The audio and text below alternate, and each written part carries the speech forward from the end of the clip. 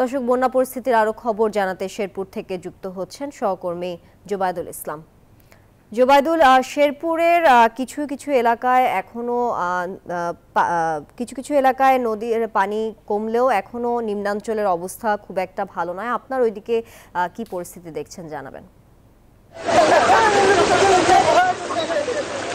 তানিয়া, সকাল থেকে যেমনটি জানাছিলাম, শেরপুরের কিন্তু নতুন নতুন এলাকা প্লাবিত হচ্ছে। এখন কিন্তু নতুন করে নকলা এবং সদর উপজেলা প্লাবিত হয়েছে।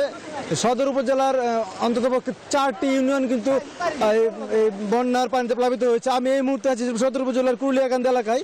এখানকার রাস্তাটিও কিন্তু পাহাড়ি ঢলের পানিতে ডুবে গেছে। এই এলাকার আমি যেখানে দাঁড়িয়ে আছি তার দুই পাশেই কিন্তু আমন আবাদ ছিল। সেই আবাদগুলো কিন্তু পুরোপুরি ডুবে গেছে এবং এই এলাকার মানুষ বেশ ক্ষতিগ্রস্ত হয়েছে। এখানকার যে বাড়িঘর রয়েছে সেই বাড়িঘরেও কিন্তু পানি প্রবেশ করেছে এবং বাড়িঘরের লোকজন কিন্তু তারা খুব সহজে বের হতে পারছেন না। আমি একজন কৃষকের সাথে কথা বলতে চাই যে আপনারা এখানে কি কি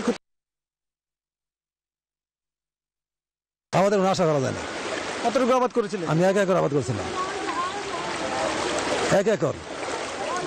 বাসায় পানি আছে? হ্যাঁ, আমার বাসায় পানি আছে।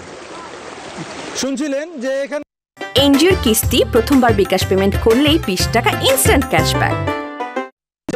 আমন আবাদ রয়েছে সেগুলো কিন্তু পুরোপুরি ক্ষতিগ্রস্ত হয়েছে। আমরা কথা বলেছিলাম জেলা প্রশাসনের সাথে, তারা কিন্তু বলেছেন যে এই বন্যা দুর্গতদের জন্য কিন্তু তারা 10,000 প্যাকেট খাবার কিন্তু ইতিমধ্যে সরবরাহ করেছেন এবং আরও 25,000 খাবারের প্যাকেটের কিন্তু তারা চাহিদা দিয়েছেন। তবে এই এলাকায় কিন্তু এখন পর্যন্ত কোনো ত্রাণ পৌঁছায়নি বলে এখানকার লোকজন আমাদের জানিয়েছেন।